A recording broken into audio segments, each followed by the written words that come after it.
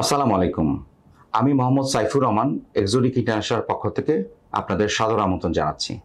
আজকে যে টপিক নিয়ে আলোচনা করব সেটি হলো স্টাডি ইন অস্ট্রিয়া।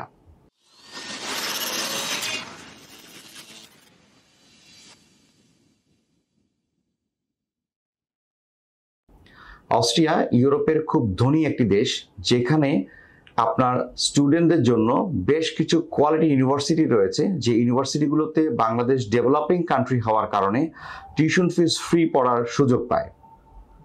বাট এই ইউনিভার্সিটিগুলো রয়েছে সম্পূর্ণ নিজস্ব অ্যাডমিশন রিকোয়ারমেন্ট, এবং এই অ্যাডমিশন রিকোয়ারমেন্টটি একটু জটিল প্রসেসিং। এই প্রসেসিংটি যদি আপনি সঠিকভাবে সঠিক নিয়মে করতে চান, তাহলে আমি আপনাদেরকে এক্সোটিক ইন্টারন্যাশনালে আসার জন্য সাদর আমন্ত্রণ জানাচ্ছি। আজকে আমি অস্ট্রিয়ার যে ভিসা প্রসেসিং, এই স্টুডেন্ট ভিসা প্রসেসিংয়ের টপ টু বটম নিয়ে আপনাদের সামনে আলোচনা করব। প্রথমে বলে নিই, আপনারা কিভাবে এই অ্যাডমিশন রিকোয়ারমেন্ট কভার করবেন। অস্ট্রিয়াতে প্রসেস করার জন্য প্রথমে আপনাকে জেনে নিতে হবে অ্যাডমিশন রিকোয়ারমেন্ট। এখানে আপনি যদি ব্যাচেলর প্রোগ্রামে অ্যাপ্লাই করতে চান, তাহলে আপনাকে মিনিমাম 14 ইয়ার্স এডুকেশন কভার করতে হবে। দ্যাট মিনস এইচএসসি পাস করেছেন, আপনার 12 বছরের শিক্ষাগত যোগ্যতা হয়েছে।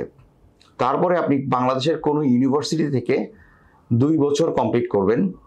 এই 2 বছর কমপ্লিট করার মাধ্যমে টোটাল 4 বছরে আপনি যতটুকু ক্রেডিট কমপ্লিট করতেন, তার 50% ক্রেডিট অবশ্যই কমপ্লিট করতে হবে, তাহলে আপনি 14 ইয়ার্স হিসাবে কাউন্টেড হবেন। এবং প্রসেসিং করার সময় আপনাকে অবশ্যই ইংলিশ রিকোয়ারমেন্ট ফুলফিল করতে হবে। সেই ক্ষেত্রে আপনাকে আইএলস, টোফেল, পিটি বা ডিউলিঙ্গোর মাধ্যমে আপনি আপনার ল্যাঙ্গুয়েজ রিকোয়ারমেন্ট কভার করার সুযোগ পাচ্ছেন। এখানে বলে রাখা প্রয়োজন, 6.5 এর নিচে হলে এই মুহূর্তে অস্ট্রিয়াতে ব্যাচেলর প্রোগ্রামে অ্যাপ্লিকেশন করা খুবই জটিল এবং আপনার অ্যাডমিশন হওয়ার চান্স খুবই কম। তাছাড়া যারা মাস্টার্স প্রোগ্রামে প্রসেস করতে চান, তাদের জন্য বলছি, আপনারা যারা ইঞ্জিনিয়ারিং কোর্সে অ্যাপ্লিকেশন করতে চান, তাদের জন্যই আসলে অস্ট্রিয়ার সবচেয়ে বেশি অপরচুনিটিস প্রোভাইড করে। এবং সেখানে বাংলাদেশের যে ইউনিভার্সিটিগুলো রয়েছে, পাবলিক অথবা প্রাইভেট, এই ইউনিভার্সিটিগুলোর কিছু ক্লাসিফিকেশন অস্ট্রিয়ান গভর্নমেন্ট করেছে। সেখানে এ ক্যাটাগরি, বি ক্যাটাগরি এবং সি ক্যাটাগরির করা হয়েছে। এইখানে এ ক্যাটাগরি যে ইউনিভার্সিটিগুলো রয়েছে, সেখান থেকে আপনি অ্যাডমিশন প্রসেস করলে আপনি এলিজিবল ক্যান্ডিডেট হিসাবে কাউন্টেড হবেন, এবং সেই ক্ষেত্রে আপনার প্রপার একাডেমিক রেজাল্ট এবং ল্যাঙ্গুয়েজ এবং আদার্স যে রিকোয়ারমেন্ট রয়েছে, সেগুলো যদি আপনার থেকে থাকে, তাহলে আপনি সহজেই অ্যাডমিশন পেয়ে যাবেন। এবং বি ক্যাটাগরির যে ইউনিভার্সিটিগুলো রয়েছে, সেই ইউনিভার্সিটিগুলো থেকেও আপনি অ্যাডমিশন পেতে পারেন। বাট এ ক্যাটাগরির ইউনিভার্সিটিগুলোর অ্যাডমিশন পাওয়ার পরে যদি সিট ক্যাপাসিটি থেকে থাকে, সেই ক্ষেত্রেই বি ক্যাটাগরি থেকে স্টুডেন্টকে এনরোলমেন্ট দেওয়া হয়। তার মানে বি ক্যাটাগরি ইউনিভার্সিটিকে লেট ইম্পর্টেন্সই দেওয়া হচ্ছে। সো ব্যাচেলর আপনি যে ইউনিভার্সিটি থেকে পড়াশোনা করেছেন, সেই ইউনিভার্সিটি কি এ ক্যাটাগরিতে পড়েছে, বি ক্যাটাগরিতে পড়েছে বা সি ক্যাটাগরিতে পড়েছে, সেটা আপনার জেনে নেওয়া সবার আগে প্রয়োজন। সি ক্যাটাগরিতে যেসব ইউনিভার্সিটি রয়েছে, এই ইউনিভার্সিটিগুলো থেকে আপনি অ্যাডমিশন প্রসেস করে কোনোভাবেই অ্যাডমিশন অবটেন করার সুযোগ পাবেন না। সো আপনি এক্সোটিক ইন্টারন্যাশনালে আসুন, এখান থেকে আপনাকে একটি প্রিন্টেড ক্যাটাগরাইজ ডকুমেন্ট আপনাকে প্রোভাইড করা হবে, যেখানে আপনার ইউনিভার্সিটি কোন ক্যাটাগরিতে আছে আপনি জেনেই সেই অ্যাপ্লিকেশনটি করার সুযোগ পাবেন। এখানে আরো কিছু প্রসেসিং রয়েছে। অস্ট্রিয়াতে একটা সময় ছিল যখন এমওআই দিয়ে বা medium of instruction English certificate দিয়ে স্টুডেন্ট ভিসা প্রসেস করা যেত। এখন পাবলিক ইউনিভার্সিটিগুলোতে এমওআই অ্যাকসেপ্টেশন খুবই কম, এবং ম্যাক্সিমাম ক্ষেত্রেই আইএলস এর রিকোয়ারমেন্ট 6.5 এবং এর থেকে অ্যাবভ। কোনো সাবজেক্টে জিমেট বা জিআরইরও প্রয়োজন রয়েছে। সো এই অ্যাডমিশন রিকোয়ারমেন্টটি পুরোপুরি জেনে আপনি আগে আপনার অ্যাপ্লিকেশন করার সিদ্ধান্তটি গ্রহণ করুন। এক্সোটিক ইন্টারন্যাশনাল আপনার এই অ্যাডমিশন রিকোয়ারমেন্ট কোথায় কি রয়েছে, আপনার একাডেমিক রেজাল্ট কি রয়েছে, আপনার স্ট্যাটাস কি, সেইটার উপর বেস করে কোন কোন ইউনিভার্সিটিতে আপনি এলিজিবল, সেই অ্যাসেসমেন্ট আপনাকে আগে প্রাথমিকভাবে দিবে। সেই অ্যাসেসমেন্ট কমপ্লিট করে আপনি আপনার প্রপার অ্যাডমিশন প্রসেসটি করুন, তাহলে অবশ্যই আপনি অ্যাডমিশন পাবেন। অ্যাডমিশন পাওয়ার জন্য আরও যে ইম্পর্টেন্ট ইস্যুগুলো রয়েছে, তার মধ্যে অন্যতম হলো লিগ্যালাইজেশন। এবং প্রায়র টু লিগ্যালাইজেশন আপনার পেপারসগুলো অ্যাপোস্টাইল হওয়া প্রয়োজন। আমরা অ্যাপোস্টাইল বলতে কি বুঝি? অ্যাপোস্টাইল হলো আপনার যে একাডেমিক পেপারসগুলো রয়েছে, এই একাডেমিক পেপারসগুলোকে সত্যায়ন করা, ভেরিফাইড অ্যান্ড ফাউন্ড কারেক্ট করা, এবং এই অ্যাটাস্টেশনটি করে থাকে আপনার ইউনিভার্সিটির কন্ট্রোলার অফ দ্য এক্সামিনেশন এবং তারপরেই এডুকেশন মিনিস্ট্রি এবং ফরেন মিনিস্ট্রি। বর্তমানে অনলাইনে এই অ্যাপোস্টাইল করার সুযোগ রয়েছে। সো সেই সুযোগটি গ্রহণ করে আপনি আপনার অ্যাপোস্টাইলটি কনফার্ম করুন, এবং অ্যাপোস্টাইলটি কনফার্ম হওয়ার পরেই আপনাকে বাংলাদেশে অবস্থিত যে অস্ট্রিয়ান কনসুলেট আছে সেই কনসুলেটের মাধ্যমে আপনি আপনার লিগ্যালাইজেশন প্রসিডিউরটি সম্পন্ন করুন। এখানে বেশ কয়েকটি মাস আপনাকে অপেক্ষা করতে হবে এই লিগ্যালাইজেশনটি হাতে পাওয়ার জন্য। যখন আপনি আপনার লিগ্যালাইজেশনটি হাতে পাবেন এবং অ্যাডমিশন রিকোয়ারমেন্টটি প্রপারলি ফুলফিল করতে পারবেন by result, by university category এবং ল্যাঙ্গুয়েজ রিকোয়ারমেন্ট, এই সবগুলো যখন আপনি কভার করতে পারবেন তখনই আপনি একটি ইউনিভার্সিটির অ্যাডমিশন পাবেন। এবং অ্যাডমিশনটি পাওয়ার জন্য অবশ্যই কুরিয়ার করে আপনার লিগ্যালাইজ ডকুমেন্টসগুলো ইউনিভার্সিটিকে পাঠাতে হবে। এরপরে যখন আপনি অ্যাডমিশন লেটারটি হাতে পাবেন, অ্যাডমিশন লেটারটি হাতে পাওয়ার পরেই আপনাকে ভিসা প্রসেসিংয়ের কাজ শুরু করতে হবে। ভিসা প্রসেসিংয়ের জন্য প্রথমেই প্রয়োজন একটি অ্যাপয়েন্টমেন্ট। একটি নির্ভুল অ্যাপয়েন্টমেন্ট ম্যানেজ করার জন্য আপনার একটি অ্যাডমিশন লেটার ইম্পর্টেন্ট। এই অ্যাডমিশন লেটারের মাধ্যমেই আপনাকে আপনার অ্যাপয়েন্টমেন্টটি ম্যানেজ করতে হবে।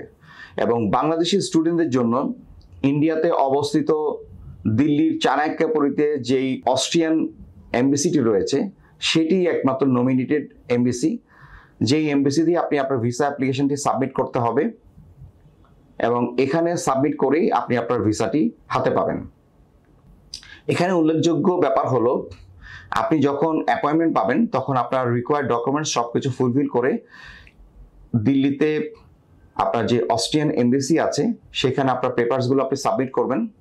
সাবমিট করার পরে আপনি আপনার পাসপোর্ট উইথড্র করে আপনি দেশে চলে আসতে পারেন। তারা 21 থেকে 28 ওয়ার্কিং ডেজ সময় নিয়ে আপনার পেপারসগুলো প্রসেসিং করবে, যাচাই বাছাই করে আপনার ডিসিশন আপনাকে ইমেলের মাধ্যমে জানিয়ে দিবে। আপনি যখন ইমেলে আপনার রেজাল্টটি পাবেন যে আপনার রেসিডেন্স পারমিট অ্যাকসেপ্টেড, তখন বাংলাদেশে অবস্থিত যেই ভিএফএস রয়েছে, অস্ট্রিয়ার যে ভিএফএস রয়েছে, সেই ভিএফএসেই আপনি আপনার পাসপোর্ট সাবমিট করে এবং সেখানে কিছুদিন অপেক্ষা করার পরেই আপনি সেখান থেকেই পাসপোর্টটি ভিসা সহ ডেলিভারি পাবেন। সো সেকেন্ড টাইম আপনাকে আর ইন্ডিয়া যাওয়ার প্রয়োজন হবে না। যদিও ইন্ডিয়াতে যাওয়ার জন্য double entry visa Indian MBC থেকে আপনাকে কালেকশন করতে হবে। এই ডাবল এন্ট্রি ভিসাটি নর্মালি কোনো দেশের এমবিসি ফেস করার জন্যই ইন্ডিয়ান এমবিসি প্রোভাইড করে থাকে। ভিসার মেয়াদ হয় 15 দিন করে 2 টাইমস যাওয়ার জন্য, এবং আপনি এই ভিসাটি হাতে পাওয়ার পরেই এই ভিসার মাধ্যমে আপনি ইন্ডিয়াতে যাবেন এবং দিল্লিতে যেয়ে আপনি আপনার ভিসা অ্যাপ্লিকেশনটি সাবমিট করবেন। এই ভিসা প্রসেস করার জন্য আরও যে ইম্পর্টেন্ট ডকুমেন্টসগুলো প্রয়োজন তা হলো আপনার প্রপার একটি ব্যাংক সলভেন্সি, যেখানে আপনার বয়স যদি 21 বছরের নিচে হয়ে থাকে তাহলে 15 থেকে 20 লক্ষ টাকার ব্যাংক সলভেন্সি, এবং যদি 21 বছরের উপরে হয়ে থাকে তাহলে অলমোস্ট 25 লাখ টাকার ব্যাংক সলভেন্সি আপনাকে শো করতে হবে। আপনার অ্যাডমিশন, আপনার লিগ্যালাইজেশন, আপনার ইন্ডিয়ান এমবিসির, ইন্ডিয়াতে অবস্থিত অস্ট্রিয়ান এমবিসির যে অ্যাপয়েন্টমেন্ট, তাছাড়া যেই ভিসা চেকলিস্ট রয়েছে সেই চেকলিস্ট অনুসারে বাকি যে ডকুমেন্টগুলো আপনাকে প্রোভাইড করতে হবে, তার মধ্যে অন্যতম হলো আপনার অ্যাকোমোডেশন, ইন্স্যুরেন্স এবং আপনার ফিনান্সিয়াল সলভেন্সি। ফিনান্সিয়াল সলভেন্সির জন্য আপনার স্পন্সর হতে পারে আপনার বাবা অথবা মা। ওনারা আপনাকে এফডিআর বা সেভিংসের মাধ্যমে ওনাদের অ্যাকাউন্ট থেকে আপনার অ্যাকাউন্টে টাকা ট্রান্সফারের মাধ্যমে এই ফিনান্সিয়াল সলভেন্সিটি প্রুভ করবেন। এবং পাশাপাশি আপনাকে ভ্যালিড একটি অ্যাকোমোডেশন আপনাকে ম্যানেজ করতে হবে। ভ্যালিড অ্যাকোমোডেশনের টোটালস ইনফরমেশনের জন্য আমাদের ওয়েবসাইট, আমাদের ইউটিউব চ্যানেলে আপনি একটি ভিডিও পাবেন, যে ভিডিওতে টোটাল অ্যাকোমোডেশন প্রসেসিংয়ের বিস্তারিত বিবরণ দেওয়া হয়েছে। সেই বিস্তারিত বিবরণ ফলো করে আপনি আপনার অ্যাকোমোডেশনটি ম্যানেজ করবেন। তাছাড়া 6 মাসের একটি ইন্স্যুরেন্স, হেলথ ইন্স্যুরেন্স ম্যানেজ করে আপনাকে আপনার পেপারসগুলো সাবমিট করতে হবে, এবং ডিউরিং সাবমিশন আপনাকে একটি ভিসা ফি প্রদান করতে হবে। এবং আপনি যখন প্রদান করে বাংলাদেশে চলে আসবেন, তারপরে বেশ কিছুদিন আপনাকে ওয়েট করতে হবে। আপনার পেপারসগুলো যাচাই বাছাই হওয়ার পরেই আপনি আপনার ইমেইলে কনফার্মেশন পাবেন এবং বাংলাদেশে অবস্থিত অস্ট্রিয়ান ভিএফএস থেকে আপনি আপনার ভিসাটি কালেক্ট করার সুযোগ পাবেন। এবং প্রতি বছর 2টি ইনটেকে, সেপ্টেম্বর এবং ফেব্রুয়ারি ইনটেকের মাধ্যমে আপনি অস্ট্রিয়াতে আপনার ভিসা প্রসেসিংটি সম্পূর্ণ করে ক্লাসে জয়েন করার সুযোগ পাবেন। এক্সোটিক ইন্টারন্যাশনাল অস্ট্রিয়াতে ভিসা প্রসেসিং এর যে নির্ভুল তথ্যগুলো আপনাদের প্রদান করলো, এই তথ্যগুলোকে ফলো করে এবং এক্সোটিক ইন্টারন্যাশনাল সহায়তা নিয়ে আপনারা প্রপার ডকুমেন্টেশন করে আপনারা অস্ট্রিয়াতে আপনাদের পড়ার কাঙ্ক্ষিত লক্ষ্য অর্জন করতে পারেন। এবং আপনি যখন আমাদের অফিস ভিজিট করবেন তখন আমরা আপনাকে একটি কাউন্সিলিং শিট প্রোভাইড করব, যেখানে সব ধরনের ডিটেলস ইনফরমেশন দেওয়া আছে এবং সেই ডিটেলস ইনফরমেশনের মাধ্যমেই আপনার প্রসেসটি আমরা সঠিকভাবে সম্পূর্ণ করব। সো আমরা আশা করি আমরা আপনাকে দিতে পারবো অস্ট্রিয়াতে স্টুডেন্ট ভিসা প্রসেসিং এর একটি সুন্দর এবং নির্ভুল প্রসেসিং সিস্টেম। আপনি সেই সিস্টেমটি কনফার্ম করে আপনি আপনার কাঙ্ক্ষিত লক্ষ্য অর্জন করুন এবং অস্ট্রিয়া পড়ার যে স্বপ্ন, সেই স্বপ্নটি বাস্তবায়ন করুন। ধন্যবাদ।